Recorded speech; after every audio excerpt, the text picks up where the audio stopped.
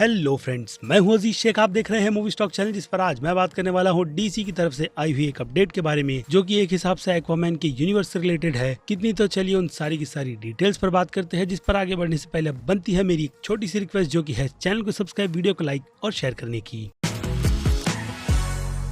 So friends, Warner brothers वालों की तरफ से इस तरीके की अपडेट जब निकल कर आती है तो उस पर ज्यादातर तो शक ही होता है, क्योंकि अभी रिसेंटली वार्नर ब्रदर्स में इज़रा मिलर को लेकर काफी बड़ी कंट्रोवर्सी चल रही है, जिसमें उनका करियर फिलहाल तो झूलता हुआ नजर आ रहा है। और जब ऐसी ही सिचुएशन रे फिशर और जैक स्नाइडर की जस्टिस लीग को लेकर चल रही थी, तब एक अपडेट वार्नर ब्रदर्स वालों की ही तरफ से जेसन मोमोआ के स्नोमैन के प्रोजेक्ट की निकल कर आ गई थी, जो कि एक्चुअल में एक फेक न्यूज मानी जाती है। लेकिन उसे काफी बड़ी बड़ी वेबसाइट्स ने कवर किया था, क्योंकि अब वार्नर ब्रदर्स का काम लोगों का ध्यान भटकाने का था। और अब ऐसी ही अपडेट फिलहाल तो जेसन मोमोआ से नहीं, लेकिन एक्वामैन के यूनिवर्स से जुड़ी हुई है, जो कि एक हिसाब से इस यूनिवर्स में स्पिन ऑफ का काम कर रही है, जो डायरेक्टली ही एक्वामैन के यूनिवर्स से कनेक्टेड है भी या नहीं, फिलहाल तो उसकी ऐसी कोई भी ऑफिशियल अपडेट निकल कर नहीं आई है। लेकिन अगर डीसी की कॉमिक बुक पर नजर डाले तो एक्वालैड यंग जस्टिस लीग का हिस्सा है, बट वो नहीं जो हम टाइटन की सीरीज में ग्रैड के कैरेक्टर का देख रहे हैं। क्योंकि ये कहानी जो अभी के लिए HBO मैक्स पर आने वाली है, वो सीधे adaptation You brought me to the Ocean की ग्राफिक नॉवेल की है, जिसे प्रोड्यूस करने की जिम्मेदारी HBO मैक्स के साथ साथ चार्लिस थेरॉन ने उठा रखी है। बाकी अगर आपको नहीं पता तो मैं आपको बता दूं कि एक्वालैड का टैग डीसी की कॉमिक बुक में दो कैरेक्टर को दिया गया है, जिनमें से एक ग्रैथ है तो दूसरा जेसन हाइट, जिसे कैल्डरॉम भी कहा जाता है। लेकिन उसकी ओरिजिन को जिस तरीके से इस यंग जस्टिस की कॉमिक बुक से हटकर ग्राफिक नॉवेल यानी कि You brought me to the Ocean में प्रेजेंट किया गया था, वो मेरी नजर में ट्रैश थी, जो सिर्फ और सिर्फ एक्वालैड के कैरेक्टर को गे बनाने के लिए ही प्रेजेंट की गई है। और अब वैसी ही प्रेजेंटेशन इस अपडेट से भी लगती है इस सीरीज की भी रहेगी, क्योंकि ऑब्वियसली इंस्पिरेशन तो या फिर अडेप्टेशन कह लो you brought me to the ocean से ही ली जा रही है, ना कि यंग जस्टिस से, जिस कहानी में इस कैरेक्टर की डेवलपमेंट के साथ साथ उसे टीन टाइटन या फिर कह लो यंग जस्टिस की टीम में भी शामिल किया गया था।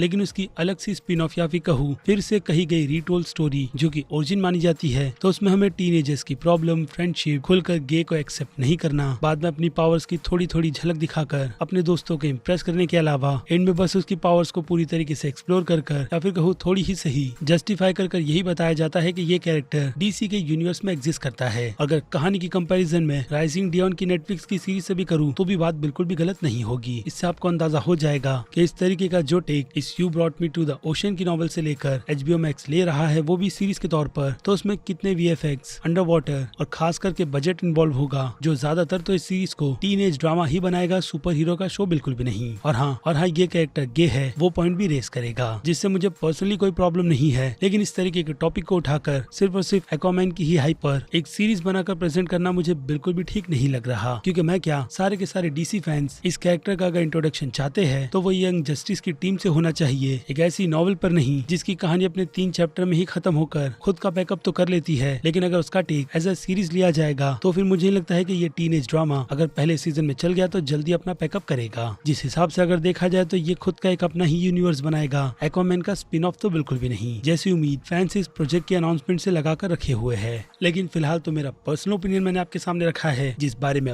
आपकी राय मुझे कमेंट में चाहिए, क्योंकि अब वक्त है वीडियो को यहीं पर खत्म करने का। मैं हूं अजीज शेख, आप देख रहे थे मूवी स्टॉक चैनल, जिसे अगर आपने अभी तक सब्सक्राइब नहीं किया है तो सब्सक्राइब कर लीजिए और बगल में बने हुए बेल आइकन के साथ साथ नोटिफिकेशन को भी ऑल पर क्लिक कर दीजिएगा। बाकी अब मैं मिलता हूं जल्दी आपसे दूसरी किसी वीडियो में किसी और फिल्म या फिर किसी और सीरीज के टॉपिक पर बात करते हुए। तब तक के लिए आप मेरे चैनल के बाकी दूसरे वीडियोस को भी एंजॉय कीजिए। Till then bye.